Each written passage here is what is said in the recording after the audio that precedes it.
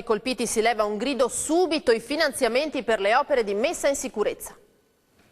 Correre immediatamente ai ripari dopo la nuova devastazione causata dagli allagamenti.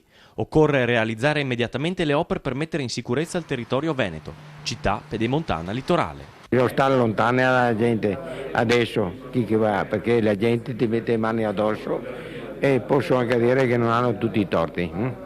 Perché qua se già in 3 anni, se 4 volte chi va sotto acqua, e ora lei capisce che la gente si stanca. Le istanze dei territori colpiti, raccolte dai rappresentanti dei consorzi di bonifica, che a loro volta si rivolgono all'assessore regionale all'ambiente Maurizio Conte. Servono 1,5 miliardi per i 157 progetti del piano pluriennale di riduzione del rischio idrogeologico e 2,7 miliardi per le opere del genio civile.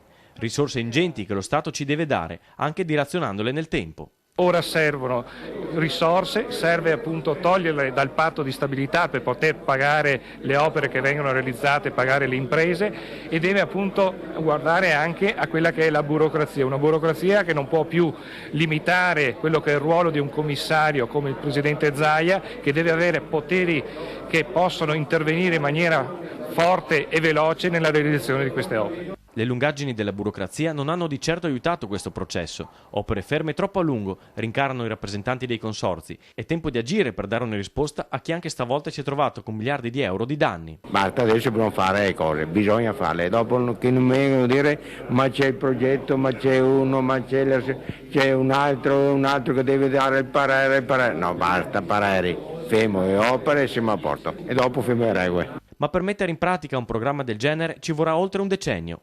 Nel frattempo dovremmo abituarci a vivere in questa emergenza perpetua, spiega il presidente di Unione Veneta Bonifiche Giuseppe Romano. È necessario un profondo cambio di mentalità. È evidente che dobbiamo approcciare in modo diverso con un sistema di urbanizzazione. 4.500 ettari negli ultimi 20 anni si sono consumati mediamente in Veneto, quindi è evidente che dobbiamo cambiare cultura. E ora torniamo sulla nuova occupazione da parte del collettivo ZTL, quella dell'ex ufficio IVA.